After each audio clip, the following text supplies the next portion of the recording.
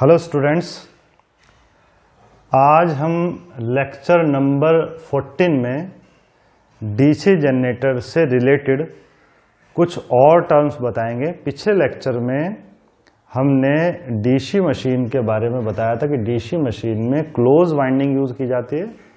तो close winding से related कुछ टर्म्स हमने बताए थे, है ना, जैसे कि फ्रंट पिच क्या होती है, बैक पिच क्या होती है, रिजल्टेंट पिच क्या होती है या वाइंडिंग पिच क्या होती है, वो सब हमने बताया था। लास्ट एक और टर्म आ जाता जो क्लोज वाइंडिंग से रिलेटेड होता। क्लोज वाइंडिंग हमने बताया था डीसी मशीन में यूज की जाती है। तो क्लोज वाइंडिंग से रिलेटेड एक लास्ट टर्म रह जाता कम्यूटेटर पिच। तो देखो कम्यूटेटर पिच क्या होता कि जैसे ये हमने कम्यूटेटर दिखाया है। देखो कम्यूटेटर वैसे तो आपका सिलेंड्रिकल होता, गोल होता, लेकिन हमने यहाँ पर लीनियर दिखाया है। समझाने के लिए हमने इसको लीनियर दिखाया है। तो ये कम्यूटेटर है, ये कम्यूटेटर के सेगमेंट हैं। Commutator segment 1, 2, 3, 4। ये हम एक लैप वाइंडिंग बनाकर दिखा रहे हैं आपको। लैप वाइंडिंग के थ्रू हम कम्यूटेटर पिच को बता रहे हैं। तो देखिए लैप वाइंडिंग हमने जैसे पिछली बार भी बताया था कि लैप वाइंडिंग देखो कैसे बनती है कि जैसे ये हमारी फर्स्ट कॉइल है। क्या है ये? First coil. ये फर्स्ट कॉइल है, ये इसका टॉप कॉइल साइड है। एक कॉइल में बताया था 2 कॉइल साइड होती है। एक टॉप कॉइल साइड होती है जो कि हम डार्क से दिखाते हैं। एक आपकी बॉटम कॉइल साइड होती है जिसे डैश से दिखाते हैं। तो ये हमारी टॉप कॉइल साइड है, टॉप कॉइल साइड, और ये हमारी बॉटम कॉइल साइड है, बॉटम कॉइल साइड, है ना। तो बॉटम कॉइल साइड हमने बताया था जैसे कि नीचे दब जाती है, तो ये इसलिए दिखाई नहीं देती, इसलिए इसको डैश से दिखाते हैं, है ना। तो ये हमारी पहली कॉइल हमने दिखाई है। तो देखो दूसरी कॉइल हम किस तरह से बनाते हैं लैप वाइंडिंग में, कि दूसरी कॉइल इस तरह से बनाते हैं जैसे ये इसका स्टार्टिंग एंड है फर्स्ट कॉइल का, ये इसका फिनिशिंग एंड है F1। तो अगर फर्स्ट कॉइल के फिनिशिंग एंड से सेकंड कॉइल का स्टार्टिंग, है ना, स्टार्टिंग कॉइल साइड जोड़ दी जाए तो वही कहलाती है लैप वाइंडिंग। तो ये हमने दूसरी कॉइल दिखाई है, दूसरी कॉइल दिखा दिए। ये इसकी दूसरी कॉइल का इसके टॉप कॉइल साइड है, ये इसका बॉटम कॉइल साइड है। क्या है ये? Bottom coil side. Bottom coil side को हम किससे दिखा रहे हैं? डैश से। तो देखो जरा, लैप वाइंडिंग इस तरह से बना दिया हमने लैप वाइंडिंग को, है ना, कि जब इसका फर्स्ट कॉइल का जो फिनिशिंग एंड है, जब सेकंड कॉइल के, सेकंड कॉइल है, ये क्या है हमारी सेकंड कॉइल, तो जब फर्स्ट कॉइल के फिनिशिंग एंड से सेकंड कॉइल का स्टार्टिंग एंड जोड़ दिया जाता है। स्टार्टिंग,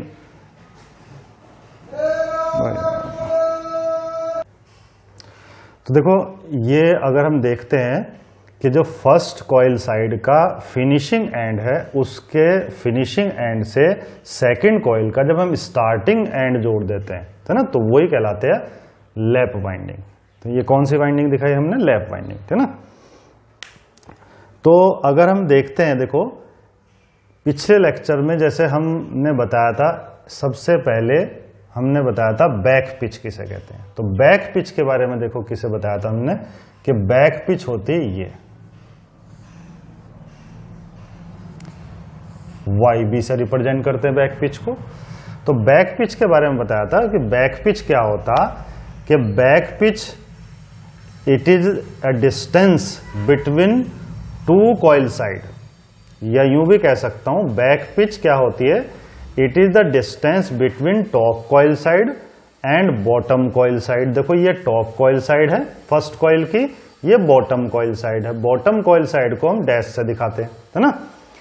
तो ये हमने पिछले लेक्चर में जैसे बताया था बैक पिच के बारे में। अगर आपने लेक्चर नहीं देखा तो पिछला लेक्चर देख सकते हैं। तो देखो it is the distance, back pitch क्या होती है, it is the distance between top coil side and bottom coil side, है ना, in terms of number of coils या कॉइल साइड या number of slots is called back pitch. यानी कि अगर हम डिस्टेंस देखें टॉप कॉइल साइड की और बॉटम कॉइल साइड की, और वो टॉप कॉइल साइड और bottom coil side same coil की होनी चाहिए, हैं, और ये किसकी टर्म में देखें हम, नंबर ऑफ स्लॉट्स या नंबर ऑफ कॉइल साइड्स की टर्म में देखें, तो वही कहलाती है आपकी क्या, बैक पिच। तो ये बैक पिच होती है। इसके अलावा हमने बताया था आपको एक होती, इसे बताया था मैंने बैक पिच क्यों बोलते हैं, ये भी हमने पिछले लेक्चर में बताया था कि जो कम्यूटेटर साइड होती है वो हमेशा फ्रंट साइड कहलाती है, और ये जो वाइंडिंग पड़ी हुई है ये किस में पड़ी होती है, स्लॉट्स में पड़ी हुई, किसके, आर्मेचर के। तो ये जो आर्मेचर के दूसरी तरफ होती है ये बैक साइड कहलाती है। आप ये समझ सकते हैं कि जैसे ये हमारा आर्मेचर है, बताया था हमने पिछले लेक्चर में, ये हमारा आर्मेचर है, और इसी के आगे, आर्मेचर के आगे ही क्या लगा रहा था, कम्यूटेटर लगा रहा था। क्या लगा रहा था, कम्यूटेटर। कम्यूटेटर भी सिलेंड्रिकल फॉर्म में होता, आर्मेचर भी सिलेंड्रिकल फॉर्म में होता, बस थोड़ा सा अंतर ये, इसका डायमीटर कम होता। तो ये जो कम्यूटेटर होती है, चूंकि इसी से हम आउटपुट लेते हैं, किसके केस में, जनरेटर केस में, और मोटर केस में कम्यूटेटर के थ्रू ही इनपुट दी जाती है, सप्लाई दी जाती है, इसीलिए इसे फ्रंट साइड कहते हैं। क्या कहते हैं इसको, फ्रंट साइड। जबकि इन स्लॉट्स में, आर्मेचर के स्लॉट्स में वाइंडिंग पड़ी हुई होती है इस तरह से, तो ये जो आर्मेचर के दूसरी साइड होती है ये बैक साइड कहलाती है। क्या कहलाती है, बैक साइड। तो हम जानते हैं कि चूंकि हम ये कम्यूटेटर के साइड में नहीं देख रहे पिच, बल्कि आर्मेचर के दूसरी तरफ देखते हैं, इसीलिए इसको हम क्या कहते हैं, बैक पिच। तो बैक पिच इसका इसीलिए नाम लिखा हुआ कि पिच क्या होती है, डिस्टेंस को कहा जा रहा, वो डिस्टेंस किसकी टर्म में देखी जा रही है, वो डिस्टेंस देखी जा रही है नंबर ऑफ स्लॉट्स या नंबर ऑफ कॉइल साइड की टर्म में, ठीक है। एक होता फ्रंट पिच। फ्रंट पिच बताया था, फ्रंट पिच होती ये YF से रिप्रेजेंट करते हैं, पिछले लेक्चर में बताया था। फ्रंट पिच क्या होती है, ये भी एक डिस्टेंस होती है ना, लेकिन ये किस किस की डिस्टेंस होती है, it is the distance between top coil side of second coil and bottom coil side of first coil, है ना, ये क्या होती है, फ्रंट पिच। तो फ्रंट पिच ऐसे क्यों कहते हैं कि अगर हम देखते हैं कि भाई ये फ्रंट पिच इसे क्यों कहते हैं, देखो कि ये फ्रंट पिच हमेशा हम कम्यूटेटर की साइड में देखते हैं, है ना, क्योंकि कम्यूटेटर साइड फ्रंट होती है। तो बताया था फ्रंट पिच किसे कहते हैं, it is the distance between two coil side, है ना, it is the distance between two coil side which are connected to same commutator segment. तो ये उन दो कॉइल साइड्स के बीच की डिस्टेंस होती जो कि सेम कम्यूटेटर सेगमेंट से कनेक्ट होते हैं। इसका मतलब हम कम्यूटेटर सेगमेंट से कनेक्टेड दो कॉइल साइड के बीच की डिस्टेंस देखते हैं, और कम्यूटेटर को क्या कहते हैं, कम्यूटेटर साइड जो होती है वो क्या कहलाती है, फ्रंट साइड। तो चूंकि कम्यूटेटर फ्रंट साइड होती है, और इसमें हम क्या देखते हैं कि ऐसी दो कॉइल साइड्स के बीच की डिस्टेंस देखते हैं जो सेम कम्यूटेटर सेगमेंट से कनेक्ट होती है, इसीलिए इसको हम फ्रंट पिच कहते हैं। इसके अलावा देखो, एक हमने बताया था आपको कि जो बैक पिच होती है और फ्रंट पिच होती है, दोनों की दोनों हमेशा किसके टर्म में देखी जाती है, नंबर ऑफ कॉइल साइड या नंबर ऑफ स्लॉट्स की टर्म में, और ये हमेशा बैक पिच भी और फ्रंट पिच भी दोनों ही ऑड होती है। हमेशा क्या होती है, ऑलवेज ऑड नंबर्स होती हैं, विषम होती है, यानी कि हमेशा, ठीक है ना। तो इंपॉर्टेंट बात है ये, बैक पिच भी और फ्रंट पिच भी हमेशा ऑड संख्या होती है, इनकी वैल्यू हमेशा ऑड होती है। इसके अलावा एक हमने बताया था रिजल्टेंट पिच। क्या बताया था, रिजल्टेंट पिच या वाइंडिंग पिच। तो देखो, वाइंडिंग पिच को एक और नाम भी कहते हैं रिजल्टेंट पिच, है ना। तो पिछली बार हमने वाइंडिंग पिच भी बताई थी, इसका एक और नाम भी होता है, शायद पिछली बार इसका नाम नहीं दूसरा बताया था, रिजल्टेंट पिच भी इसको बोलते हैं। तो वाइंडिंग पिच या रिजल्टेंट पिच क्या होती है, ये वाइंडिंग पिच या रिजल्टेंट पिच होती है ये रिजल्टेंट पिच या वाइंडिंग पिच होती है। और हम देखते हैं कि वाइंडिंग पिच या रिजल्टेंट पिच जो होती है वो आप देखते हैं कि वो YB और YF का डिफरेंस है। अगर हम लैप वाइंडिंग में देखें तो ये क्या है, YB माइनस YF, इन दोनों का डिफरेंस होती है ना। तो लैप वाइंडिंग में हमेशा जो वाइंडिंग पिच या इसी को रिजल्टेंट पिच भी बोलते हैं, ये बैक पिच और फ्रंट पिच का डिफरेंस होती है, ठीक है। अगर हम देखें ये कैसे निकलेगी ये वाली डिस्टेंस, अगर हम फ्रंट बैक पिच में से फ्रंट पिच घटा दें तो हमेशा याद रखो लैप वाइंडिंग में ये दोनों का डिफरेंस होती है, ठीक है। जबकि वेव वाइंडिंग में दोनों का सम होती है, back pitch plus front pitch का, ठीक है।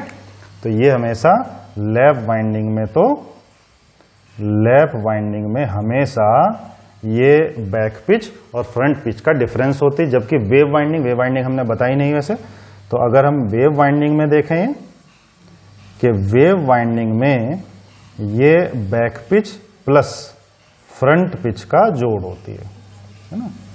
खैर वेव वाइंडिंग हम आगे पढ़ाएंगे, अभी हम लैप वाइंडिंग ही पढ़ा रहे हैं। आज हम लैप वाइंडिंग पढ़ाएंगे, है ना। इसके बाद कम्यूटेटर पिच को बताने के बाद तो एक बात आपको समझ में आती है कि ये जो वाइंडिंग पिच होती है, रिजल्टेंट पिच भी इसको बोलते हैं, ये बैक पिच और फ्रंट पिच का क्या होती है, डिफरेंस होती है। चूंकि बैक पिच भी हमेशा ऑड नंबर्स में होती है, फ्रंट पिच भी हमेशा ऑड नंबर्स में होती है, और हमेशा जब दो ऑड संख्याओं को घटाया जाता तो हमेशा जो वैल्यू आती है वो इवन आती है। तो इसका मतलब एक बात ये समझ में आती है कि जो वाइंडिंग पिच या रिजल्टेंट पिच होती है ये हमेशा इवन नंबर होती है। ये क्या होती है, हमेशा इवन नंबर। तो इंपॉर्टेंट बात कि हमेशा बैक पिच और फ्रंट पिच हमेशा ऑड संख्या में होती है, जबकि वाइंडिंग पिच हमेशा क्या होती है, इवन नंबर में होती है, सम संख्या होती है हमेशा, ठीक है। समझे ना। आगे हम वैसे न्यूमेरिकल्स इसके जब कराएंगे आपको, हैं, तो फिर आपको और ज्यादा समझ में आएगा, निकाल के दिखाएंगे सब ये चीजें, तो आपको और ज्यादा समझ में आएगा, है ना। इसके अलावा देखो, एक हमने बताया था एवरेज पिच। एवरेज पिच में हमने बताया था कि YB प्लस YF है बाई 2 कर दें अगर हम, तो बैक पिच और फ्रंट पिच को जोड़कर बाई 2 कर दिया हमने, तो ये क्या कहलाती है, एवरेज पिच, है ना। तो एवरेज पिच नॉर्मली नहीं पूछा जाता, इंपॉर्टेंट नहीं होता, ये आपसे पूछा जा सकता है, ठीक है, कि बैक पिच क्या होती है, फ्रंट पिच क्या होती है ना। तो इनके आगे हम वैल्यू बताएंगे अभी आगे, है ना। तो अभी तो आप इतना हमने पिछले लेक्चर में बताया था। आगे हम आज और देख लेते हैं, वो क्या देख लेते हैं आज, कि कम्यूटेटर पिच क्या होती है। तो देखो कम्यूटेटर पिच क्या होती है, कि कम्यूटेटर पिच जो होती है, कम्यूटेटर पिच क्या होती है कि कम्यूटेटर पिच ये एक डिस्टेंस होती है। क्या होती है कम्यूटेटर पिच, एक डिस्टेंस होती है। ये आप किस किस की डिस्टेंस होती है, अगर हम देखें वाइंडिंग पिच या रिजल्टेंट पिच क्या थी, दो क्रमागत कॉइल्स की, अगर हम टॉप कॉइल साइड्स के बीच की डिस्टेंस देख लें या फिर बॉटम कॉइल साइड के बीच की डिस्टेंस देख लें, सेम देख लें, तो टॉप कॉइल साइड, दो क्रमागत कॉइल की टॉप कॉइल साइड या bottom coil side. Bottom coil side कौन सी है, दोनों डैश वाली, तो ये भी वाइंडिंग पिच होती है। जैसे ये वाइंडिंग पिच है, तो ये अपने पिछले लेक्चर में बता चुके कि वाइंडिंग पिच जो होती है वो दो क्रमागत कॉइल यानी कि दो कॉन्जिक्यूटिव कॉइल साइड्स के बीच की डिस्टेंस होती है ना। और ये डिस्टेंस सिमिलर टॉप या सिमिलर बॉटम के बीच की देखी जाती है, ठीक है। अब आज हम कम्यूटेटर पिच के बारे में बात करें तो कम्यूटेटर पिच देखो क्या होती है कि कम्यूटेटर पिच होती है ये कम्यूटेटर पिच है, ये डिस्टेंस। तो कम्यूटेटर पिच क्या होती है, it is the distance between two coil sides, it is the distance between two coil sides of same coil, है ना, in terms of number of commutator segment. यानी कि अगर हम एक ही कॉइल तो आपको दिखाई दे रही होगी, ये फर्स्ट कॉइल है जैसे हमारी ये, तो अगर हम एक ही कॉइल के दोनों साइड्स के बीच की डिस्टेंस कम्यूटेटर सेगमेंट की टर्म में देख ले, जैसे अभी तक जो हमने पिछली डेफिनेशन से सब, जैसे back pitch, front pitch, winding pitch, ये सब हमें हमने नंबर ऑफ कॉइल्स या नंबर ऑफ स्लॉट्स की टर्म में देखते हैं, है ना। जबकि ये जो कम्यूटेटर पिच होती है, इसका नाम ही कम्यूटेटर पिच है, तो ये कम्यूटेटर सेगमेंट की टर्म में देखी जाती है ना। तो अगर हम देखें बैक पिच जो होती है वो भी थोड़ा सा कंपैरिजन करके देखें आप, जो बैक पिच होती है वो भी एक ही कॉइल की दोनों साइड के बीच की डिस्टेंस होती है। देखो एक ही कॉइल की दोनों साइड्स की, ये एक ही कॉइल है, एक ही कॉइल की दोनों साइड्स के बीच की डिस्टेंस होती है, लेकिन ये डिस्टेंस देखी जाती है नंबर ऑफ कॉइल्स या नंबर ऑफ स्लॉट्स की टर्म में। जबकि ये जो आपकी कम्यूटेटर पिच होती है ये भी एक ही कॉइल की दोनों कॉइल साइड के बीच की डिस्टेंस होती है, लेकिन ये किसकी टर्म में देखी जाती है, कम्यूटेटर सेगमेंट की टर्म में, है ना। तो देखो इसकी डेफिनेशन अगर हम देखें तो कम्यूटेटर पिच की, तो it is the distance, it is the distance, it is the distance between coil sides,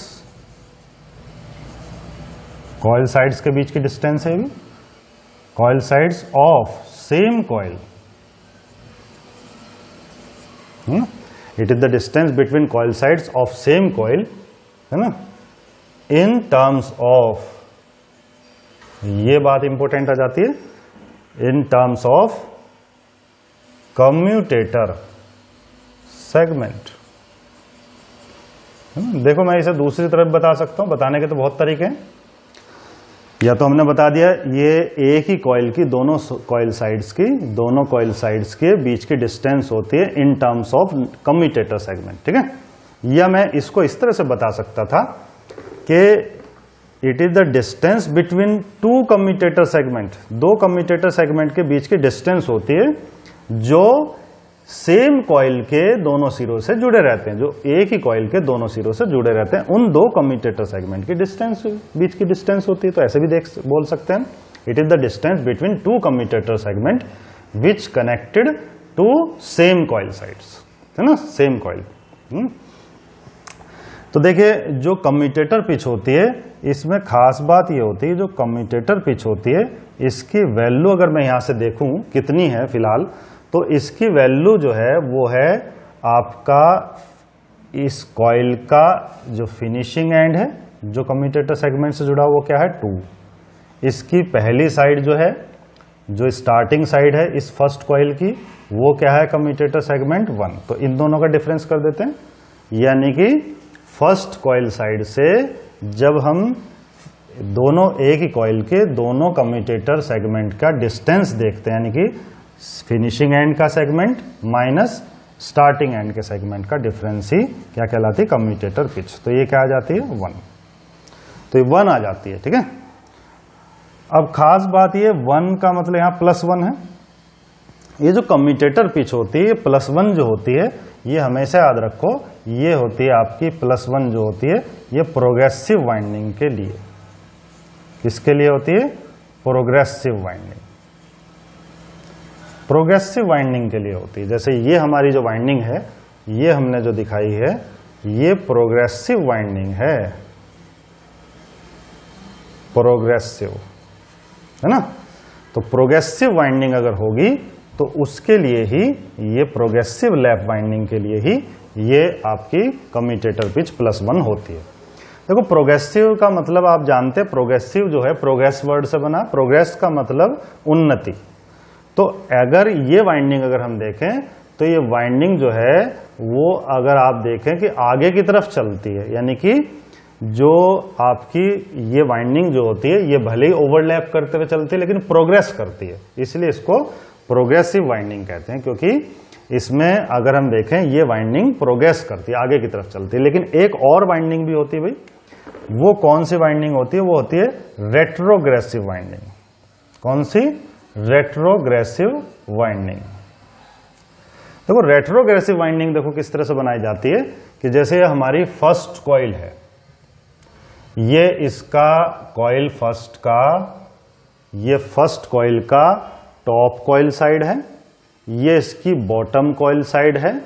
top coil side को हम डार्क लाइन से दिखाते हैं, बॉटम कॉइल साइड को हम डैश से दिखाते हैं, क्योंकि बताया था बॉटम की जो कॉइल होती है नीचे दब जाती है और वो हमें दिखाई नहीं देती अगर हम देखते हैं वाइंडिंग को, आर्मेचर वाइंडिंग को, तो इसीलिए इसको डैश से दिखाते हैं जो नहीं दिखाई दे रही। ठीक है। दूसरी बात, रेट्रोग्रेसिव लैप वाइंडिंग देखो कैसे दिखाते हैं कि अगर रेट्रोग्रेसिव लैप वाइंडिंग दिखानी है हमें तो हमें क्या करना होता, जैसे ये जो प्रोग्रेसिव वाइंडिंग थी इसमें हमने फर्स्ट कॉइल का finishing and next commutator segment से जोड़ दिया, लेकिन इसमें इसको नेक्स्ट सेगमेंट से नहीं जोड़ना है बल्कि ये पिछले सेगमेंट से जोड़ देते हैं, है ना। तो देखो ये हमने नेक्स्ट से नहीं जोड़ा, है ना, बल्कि इससे पिछले सेगमेंट से जोड़ देते हैं। तो पीछे की तरफ रेट्रोग्रेसिव का मतलब होता, जैसे प्रोग्रेस का मतलब तो उन्नति होता, रेट्रोग्रेसिव उल्टा वर्ड है, इसका मतलब होता पतन, है ना। पतन का मतलब इसमें वाइंडिंग पीछे चलती है, पतन होता वाइंडिंग का। ठीक है, आगे की तरफ प्रोग्रेस नहीं करती। देखो जैसे ऐसे ही देखो, नेक्स्ट अगर हम देखें दूसरी कॉइल बनाते हैं हम, दूसरी कॉइल का ये टॉप कॉइल साइड, ये क्या है इसका टॉप कॉइल साइड, और ये है इसका bottom coil side, second coil का बॉटम कॉइल साइड। और देखो जो बॉटम कॉइल साइड है इसे हम यहां से नहीं जोड़ेंगे, है ना, इसे हम क्या नहीं करेंगे, यहां से नहीं जोड़ेंगे, बल्कि हम इसको किससे जोड़ेंगे, इससे भी नहीं जोड़ेंगे इससे, है ना, बल्कि जहां से, बल्कि इससे पिछले सेगमेंट से जोड़ेंगे, ऐसे इस तरह से। यानी कि अगर हम देखें ये फर्स्ट कॉइल का स्टार्टिंग एंड, ये फर्स्ट कॉइल का फिनिशिंग एंड है, और ऐसे ही ये सेकेंड कॉइल साइड का स्टार्टिंग एंड S2, ये इसका फिनिशिंग एंड यानी कि F2। तो अगर हम देखें तो कर दियो, तो यानी कि अगर हम देखें, देखो दोनों में डिफरेंस क्या आता है कि प्रोग्रेसिव वाइंडिंग में सेकंड जो प्रोग्रेसिव वाइंडिंग होती है उसमें फर्स्ट कॉइल का फिनिशिंग एंड सेकंड कॉइल के स्टार्टिंग से जुड़ा रहता है, जबकि रेट्रोग्रेसिव वाइंडिंग में अगर हम देखें तो रेट्रोग्रेसिव वाइंडिंग में सेकंड कॉइल का फिनिशिंग एंड फर्स्ट कॉइल के स्टार्टिंग एंड से जुड़ा रहता। यानी कि अगर हम देखते हैं प्रोग्रेसिव वाइंडिंग में जो जॉइंट प्रोसेस होती है वाइंडिंग के कम्यूटेटर सेगमेंट से जोड़ने की, जो जॉइंटिंग प्रोसेस होती है वो प्रोग्रेसिव होती है, मतलब आगे की तरफ होती है, जबकि इसमें जॉइंट करने की जो प्रोसेस होती है वो पीछे की तरफ होती है, इसलिए इसको रेट्रोग्रेसिव वाइंडिंग कहते हैं। और अगर हम इसमें रेट्रोग्रेसिव वाइंडिंग में कम्यूटेटर पिच देखें तो इसमें जो कम्यूटेटर पिच हो जाती है वो क्या होगी कि हम जानते कम्यूटेटर पिच क्या होती है कि जिस पॉइंट से जो आपकी फिनिशिंग एंड जुड़ा होता है ना, उस कम्यूटेटर सेगमेंट माइनस जिससे स्टार्टिंग एंड जुड़ा हो। जैसे सेकंड कॉइल के लिए लेते हैं हम, जैसे तो सेकंड कॉइल का जो फिनिशिंग एंड है वो तो जुड़ा है किससे, वन कम्यूटेटर सेगमेंट से, माइनस सेकंड कॉइल का स्टार्टिंग एंड जो जुड़ा है वो किससे जुड़ा हुआ है, कम्यूटेटर सेगमेंट 2 से। तो इसका मतलब 1 - 2। एक बार वो देखिए कि अगर हम रेट्रोग्रेसिव वाइंडिंग में देखें तो रेट्रोग्रेसिव वाइंडिंग में जो सेकंड कॉइल के लिए देखें तो इसका फिनिशिंग एंड कम्यूटेटर सेगमेंट 1 से जुड़ा है, तो finishing and minus starting and का डिफरेंस होता है, दोनों के बीच की डिस्टेंस होती है दोनों कॉइल साइड के। तो इसका जो फिनिशिंग एंड कॉइल साइड है वो तो जुड़ा है 1 से, जबकि जो स्टार्टिंग एंड सेगमेंट है वो क्या है 2, तो इसलिए इसमें क्या जाता है ये -1। इसका मतलब जो रेट्रोग्रेसिव वाइंडिंग होती है उसमें कम्यूटेटर पिच की वैल्यू -1 होती है। तो रेट्रोग्रेसिव वाइंडिंग के लिए रेट्रोग्रेसिव वाइंडिंग के लिए कम्यूटेटर पिच होती है -1। यानी कि सिंपल सी बात समझ में आती है कि जो लैप वाइंडिंग होती है, सिंप्लेक्स लैप वाइंडिंग होती है, इसमें कम्यूटेटर पिच इक्वल टू +-1, यानी कि यहां से हमें ये बात पता चल जाती है। ठीक है, तो सिंप्लेक्स लैप वाइंडिंग में कम्यूटेटर पिच जो होती है वो +-1 होती है। ठीक है ना। तो ये लास्ट हमारी डेफिनेशन थी। इसके बाद आज हम आपको स्टार्ट करेंगे लैप वाइंडिंग कि लैप वाइंडिंग के बारे में क्या होते, क्या क्या बातें होती है ना। बहुत सारी बातें लैप वाइंडिंग के, तो इस लेक्चर में कंप्लीट नहीं हो पाएंगे सारी बातें, तो इसका एक और आगे का लेक्चर भी लेना पड़ेगा, काफ़ी बातें होती है लैप वाइंडिंग में। तो लैप वाइंडिंग देख लेते हैं जरा थोड़ी सी।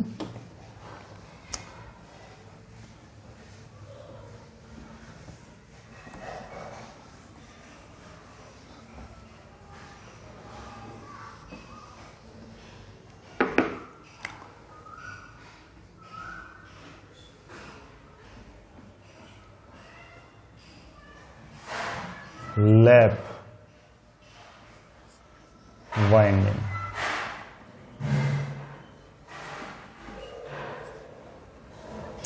अब खास बात ये जो लैप वाइंडिंग हम बता रहे हैं आपको, ये सिंप्लेक्स लैप वाइंडिंग बता रहे हैं। खास बात ये है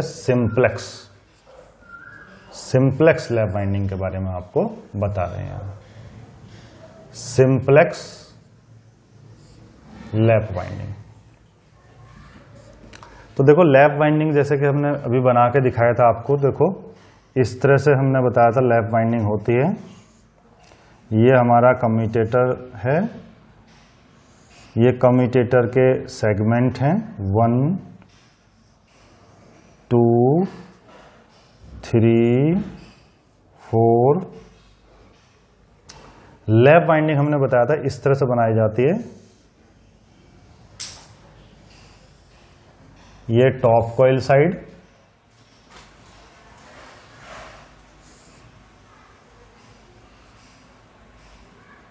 ये बॉटम कॉइल साइड,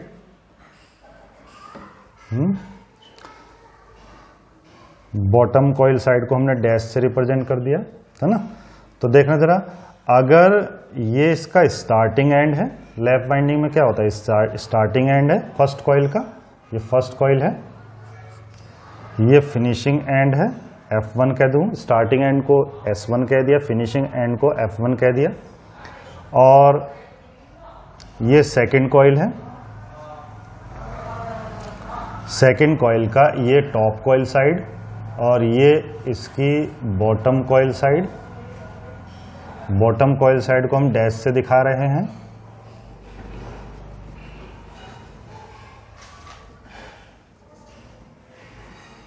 तो देखते हैं, ये सेकंड कॉइल साइड है।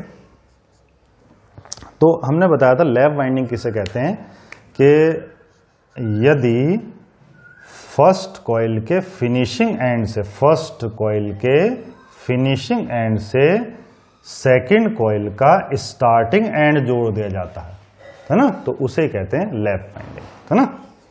तो अगर बताया था हमने लैप वाइंडिंग क्यों कहते हैं, लैप का मतलब होता है गोद, कि अगर हम देखें इस तरह की वाइंडिंग में फर्स्ट कॉइल का, अगर हम इस तरह की वाइंडिंग में देखें कि जो सेकंड कॉइल है वो फर्स्ट कॉइल की गोद में नजर आती है। जैसे इसकी अगर हम देखें फर्स्ट कॉइल के गोद में सेकंड कॉइल नजर आती है, इसलिए इसको लैप वाइंडिंग बोलते हैं, है ना।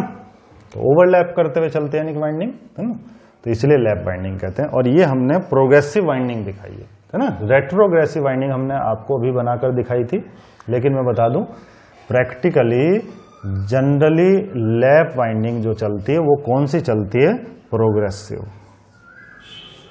प्रोग्रेसिव लैप वाइंडिंग ही चलती है ना। ये प्रोग्रेसिव लैप वाइंडिंग हमने बनाकर आपको दिखाई है।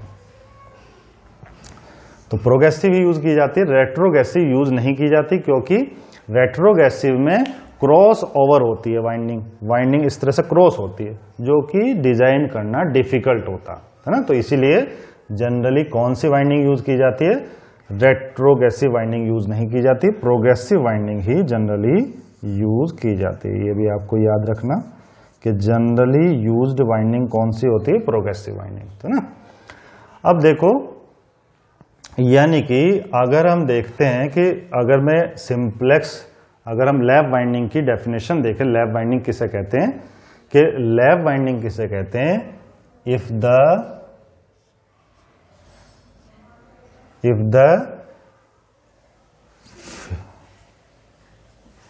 finishing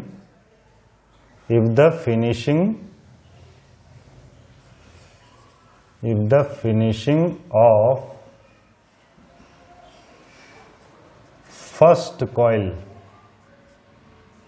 यदि फर्स्ट कॉइल का फिनिशिंग एंड, या फिनिशिंग एंड लिख सकते हैं, if the finishing end, if the finishing end of first coil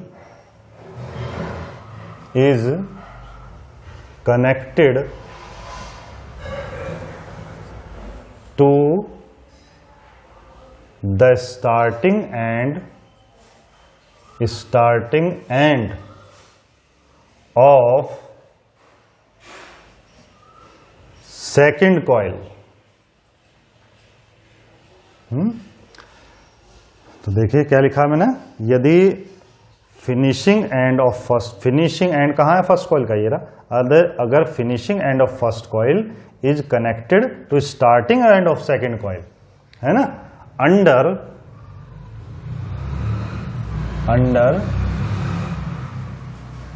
same pole pair, same pole pair के नीचे, है ना, यानी कि यहां पोल पेयर बना देते हैं हम, नॉर्थ पोल, ये हमारा साउथ पोल। हम जानते हैं हमेशा एडजेसेंट पोल हमेशा अल्टरनेट होते हैं, एक नॉर्थ होगा तो अगला साउथ होगा।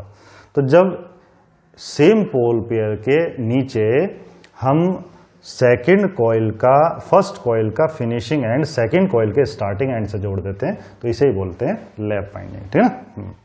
अब देखो लैप बाइंडिंग जो है ये हमने जो बनाकर दिखाई है सिंप्लेक्स लैप बाइंडिंग है। कौन सी है? सिंप्लेक्स लैप बाइंडिंग, ठीक है।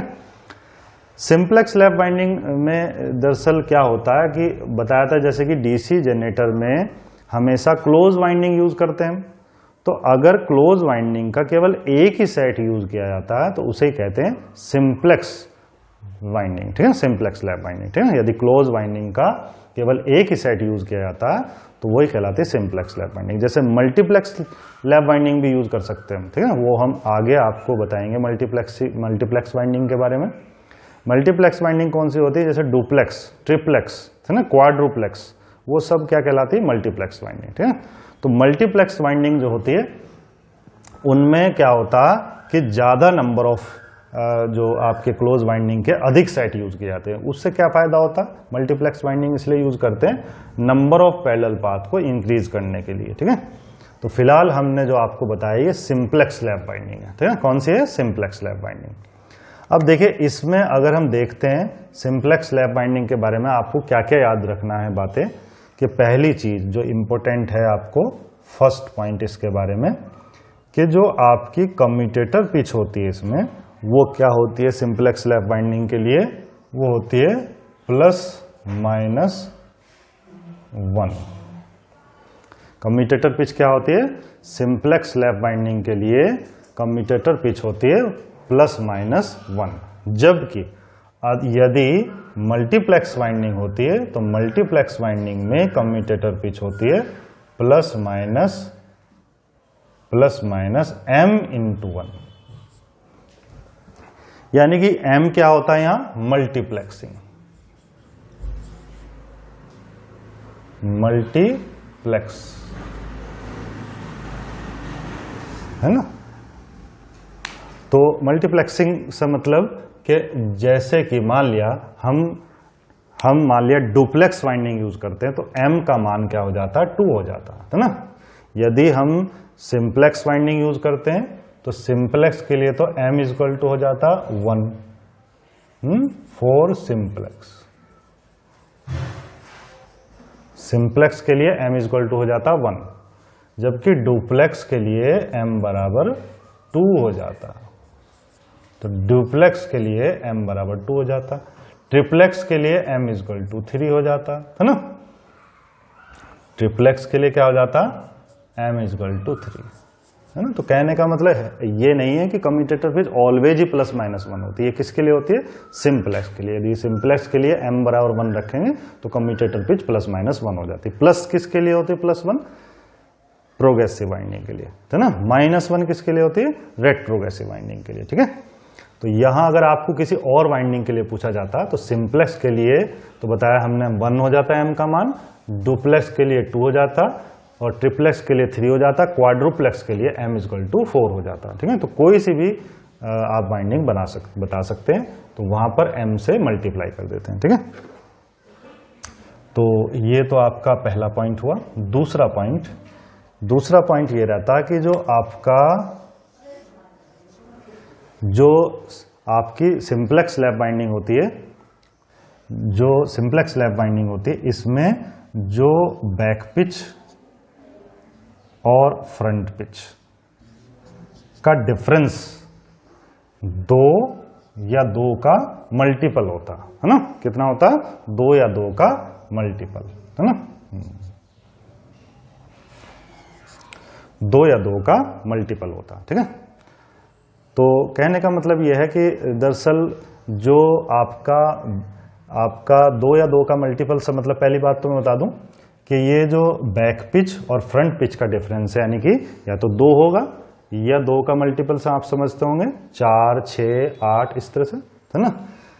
कारण यह है कि जो बैक पिच और फ्रंट पिच है इनका डिफरेंस 2 होगा, +2 होगा। वो किसके लिए होगा? प्रोग्रेसिव वाइंडिंग के लिए। और जबकि रेट्रोग्रेसिव वाइंडिंग के लिए -2 हो जाता। कितना हो जाता? -2, है ना। ये हमेशा दोनों का डिफरेंस +1। लेकिन ये तो एक जनरल फॉर्म, अगर हम जनरल फॉर्मूला देखें इसका, तो जो YB = YB - YF होता ±2M। फिर वही बात है कि अगर मल्टीप्लेक्स्ड वाइंडिंग के लिए देखेंगे तो ±2M। यहाँ M की वैल्यू क्या रख देंगे हम? सिंप्लेक्स के लिए 1, डुप्लेक्स के लिए 2, ट्रिप्लेक्स के लिए 3, क्वाड्रुप्लेक्स के लिए 4, है ना। तो इस तरह से हम बैक पिच और फ्रंट पिच का डिफरेंस देख सकते हैं, ठीक है ना। तो फिलहाल तो हम सिंप्लेक्स लैप बाइंडिंग पढ़ रहे हैं, तो सिंप्लेक्स लैप बाइंडिंग के लिए बैक पिच और फ्रंट पिच का डिफरेंस जो है वो ±2 होता। +2 कब होगा बताया हमने? प्रोग्रेसिव के लिए, -2 कब होगा? रेट्रोग्रेसिव के लिए, है ना। तो जनरली तो सिंप्लेक्स लैप बाइंडिंग के लिए डाटा पूछते हैं, लेकिन अगर मल्टीप्लेक्स के लिए आएगा तो भी आप इस तरह से बता सकते हैं, ठीक है। दूसरी बात देखिए कि अगर हम बात करते हैं कि जो बैक पिच होती है, तीसरा पॉइंट अगर हम देखें, बैक पिच का फॉर्मूला क्या होता है? बैक पिच का फॉर्मूला होता दरअसल 2C/P ±K। यानी कि बैक पिच जो होती है भाई, बैक पिच का फॉर्मूला होता कि 2C/P ±K, है ना। तो ये फॉर्मूला भी आपका होता है इसका एक। तो C क्या होता है यहाँ पर? C = होता नंबर ऑफ कॉइल्स, और P = होता नंबर ऑफ पोल्स। P = क्या होता? Number of poles. और K = होता है यहाँ पर, K इज इंटीजर। K एक इंटीजर होता है ना। कैसा इंटीजर होता K? K एक ऐसा इंटीजर होता जिससे YB जो है वो ऑड हो जाए, क्योंकि हमने बताया था हमेशा बैक पिच क्या होती है? हमेशा ऑड, और फ्रंट पिच भी कैसी होती है? हमेशा ऑड। तो एक इंटीजर होता K, है ना। ऐसा इंटीजर होता K जिससे जो हमारा जो आपका बैक पिच होती है वो ऑड हो जाए, है ना। So that back pitch is odd, है ना। तो ऐसा कोई इंटीजर होता है, ऐसा पूर्णांक होता है जिससे जो आपका जो YB है बैक पिच वो क्या हो जाती है ना। वो बैक पिच जो होती है वो लगभग आपका वो हो जाता है ऑड, है ना। दूसरी बात यानी कि जो बैक पिच होती है वो आपकी लगभग आपकी नंबर ऑफ कॉइल साइड पर पेयर होती है, ठीक है, एक तरह से, है ना। तो ये बैक पिच जो होता है ये फॉर्मूला होता है इसका, ठीक है। प्लस फिर फॉर्मूला वही बात है, प्लस किसके लिए होता? प्रोग्रेसिव वाइंडिंग के लिए। माइनस किसके लिए होता? रेट्रोग्रेसिव वाइंडिंग के लिए, ठीक है। दूसरी बात ये है कि ये जो आपका ये जो बैक पिच होती है, चलो ये तो फॉर्मूला है, ये मैं जरा इरेज कर देता है ना। तो ये फॉर्मूला भी एक होता है इसका। दूसरी बात देखिए कि जो आपकी बैक पिच होती है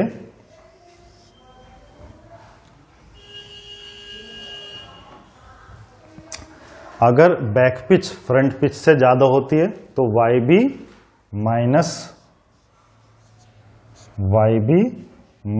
YF। तो हम जानते हैं बैक पिच और फ्रंट पिच का जो डिफरेंस होता वो क्या होता? इसका डिफरेंस होता वाइंडिंग पिच। या रिजल्टेंट पिच। इसका मतलब यूं कह सकता हूं कि बैक पिच और फ्रंट पिच का डिफरेंस, या यूं कह लूं रिजल्टेंट पिच जो होती है वो इसमें क्या होती है, ±2, है ना। तो 2 का डिफरेंस होता है, बताया मैंने, 2 का डिफरेंस होता, बैक पिच फ्रंट पिच से 2 अधिक होती है जैसे, ठीक है।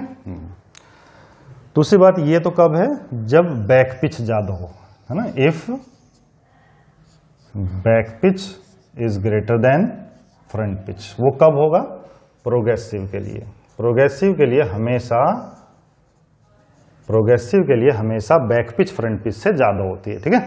जबकि अगर हम बात करते हैं कि वाई आर यानी कि रिजल्टेंट पिच जो होती है वो YF माइनस वाई भी हो जाती है ना। होगा ये डिफरेंस 2 ही, लेकिन इस बार क्या आ जाएगा, -2। तो अगर by the way YF YB से ज्यादा होगी तो क्या हो जाता, YF YB से ज्यादा होगी, है, तो रिजल्टेंट पिच जो होती है वो YF माइनस YB हो जाती है। ये किसके लिए होता, रेट्रोग्रेसिव के लिए। और इसीलिए हमने बताया कि इसको हम ऐसे भी कर सकते हैं सीधा सीधा, है ना, कि YB minus YF equal to ±2, यानी कि प्लस भी हो सकता फॉर्मूला और माइनस भी हो सकता। प्लस कब होगा फॉर्मूला, जब प्रोग्रेसिव वाइंडिंग होगी, माइनस कब होगा, जब रेट्रोग्रेसिव वाइंडिंग होगी, ठीक है। दूसरी बात कि अगर हम बात करते हैं, देखो नेक्स्ट पॉइंट देख लेते हैं थोड़ा सा, कि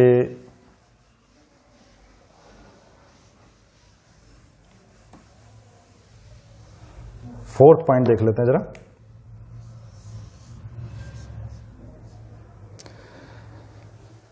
फोर्थ पॉइंट देख लेते हैं जरा, कि जो आपकी बैक पिच होती है और फ्रंट पिच होती है ना, वो लगभग पोल पिच के इक्वल होती है ना। क्यों, अभी जैसे कि हमने बताया कि जो आपकी बैक पिच होती है वो क्या होती है, 2C/P है, और ±K।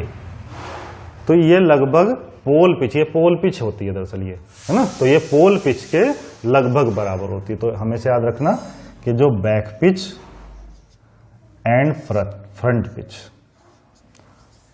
क्योंकि बैक पिच और फ्रंट पिच लगभग एक जैसे ही होते हैं, बराबर से ही होते हैं, थोड़ा ही अंतर होता है इनमें। तो बैक पिच और फ्रंट पिच जो होती है are nearly equal to pole pitch, है ना। ये सब हम न्यूमेरिकल्स वगैरह देखेंगे तो आपको नजर भी आएंगे सब बातें जो हम बता रहे हैं, है ना। तो बैक पिच और फ्रंट पिच लगभग पोल पिच के बराबर होती है, ठीक है। और इसके अलावा मैं बता दूं कि जो आपका है, ये दोनों तो लगभग पोल पिच के बराबर होती है, बैक पिच और फ्रंट पिच। एक तो ये बात आपको पता होनी चाहिए। और मैं बता दूं आपको जो एवरेज पिच होती है ना, कौन सी, एवरेज पिच। एवरेज पिच क्या होती है, YB + YF और /2। जो एवरेज पिच होती है वो आपकी पोल पिच के बराबर ही होनी चाहिए, है? Equal, should be equal to pole pitch. ये पोल पिच के हमेशा बराबर ही होनी चाहिए, है ना। दूसरी बात और भी देख सकते हैं कि जो आपका बैक पिच होता है वो क्या होता है, बैक पिच इक्वल टू होता Z/P। Z/P क्या होता है, पोल पिच। तो ये पोल पिच +1 होता है ना। और जबकि जो फ्रंट पिच होता है, फ्रंट पिच इक्वल टू होता Z/P यानी कि पोल पिच -1, है ना। तो ये भी आपको याद रखना, प्रोग्रेसिव के लिए ये फॉर्मूला होता है, प्रोग्रेसिव के लिए ये भी एक फॉर्मूला होता है ना। अगर हम डिटेल में जाते हैं तो ये सारी बातें होती हैं, है ना। बाकी हम कुछ इंपॉर्टेंट बातें लास्ट में लिखवाएंगे आपको, बिल्कुल जो खास आपको याद ही रखनी है ना। बाकी हम आप सारी बातें बता रहे हैं आपको, ये प्रोग्रेसिव होती है। इसके अलावा देखो back pitch is equal to Z upon P -1 हो जाती है ना, और front pitch is equal to Z upon P +1 हो जाती है। ये हो जाता है रेट्रोग्रेसिव वाइंडिंग के लिए, है ना। तो ये भी होते हैं, है ना। इसके अलावा देखो नेक्स्ट पॉइंट अगर हम देखते हैं कि 5th पॉइंट अगर हम देखें कि हमने बताया था कि जो आपका back pitch and front pitch ये दोनों ऑड होते हैं, है ना, ऑलवेज ऑड नंबर। और इसीलिए इनका जो रिजल्टेंट पिच होती है, रिजल्टेंट पिच क्या होती है, YB - YF, है ना, YB - YF। तो ये रिजल्टेंट पिच होती है, क्योंकि हम जानते हैं दो ऑड नंबर का डिफरेंस हमेशा क्या होता है, इवन। तो इसलिए ये हमेशा क्या होता, रिजल्टेंट पिच ऑलवेज इवन होती है। 6th पॉइंट अगर हम देखते हैं, 6th पॉइंट अगर हम देखते हैं तो जो आपका number of slots double layer winding के लिए अगर हम देखें, डबल लेयर वाइंडिंग ही चलती बताया था हमने नॉर्मली, है ना। डीसी मशीन में डबल लेयर वाइंडिंग ज़्यादातर प्रेफर की जाती कम्यूटेटर मशीन में। तो number of slots is equal to number of coils होता है ना, या नंबर ऑफ कॉइल साइड का आधा होता। तो जो नंबर ऑफ स्लॉट्स होते हैं डबल लेयर वाइंडिंग के लिए, किसके लिए, डबल लेयर वाइंडिंग के लिए, तो नंबर ऑफ स्लॉट्स हमेशा कॉइल साइड से आधे होते हैं, जबकि कॉइल्स के इक्वल होते हैं। और इसके अलावा इसी में नंबर ऑफ कॉइल्स बराबर नंबर ऑफ कम्यूटेटर सेगमेंट भी होता।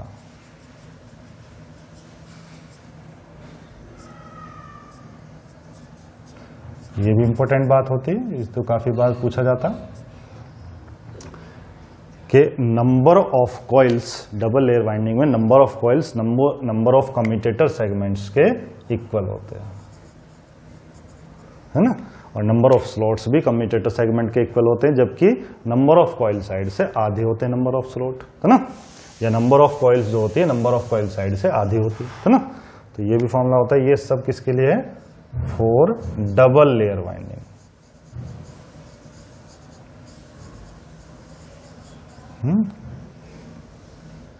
Double layer winding, double layer winding के लिए होता है ना। नेक्स्ट पॉइंट अगर हम देखें तो जो नंबर ऑफ पैरेलल पाथ होते हैं, नंबर ऑफ पैरेलल पाथ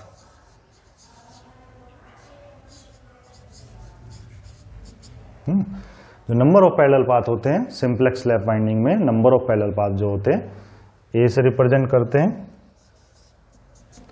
तो नंबर ऑफ पैरेलल पाथ जो होते हैं वो होते हैं पोल्स के इक्वल, लेकिन ये सिंप्लेक्स लैप वाइंडिंग के लिए होता है। ऐसा किसके लिए होता, सिंप्लेक्स लैप वाइंडिंग के लिए, है ना। जबकि अगर हम बात करते हैं कि जो नंबर ऑफ पैरेलल पाथ होते हैं वो मल्टीप्लेक्स वाइंडिंग के लिए होते हैं MP, है ना। जहां M की वैल्यू 1 होती है सिंप्लेक्स वाइंडिंग के लिए, है। तो मल्टीप्लेक्स वाइंडिंग के लिए ये फॉर्मूला रहता। तो मल्टीप्लेक्स का मतलब बताया था मैंने, यहां M मीन्स मल्टीप्लिसिटी होती है। M क्या होता, मल्टीप्लिसिटी।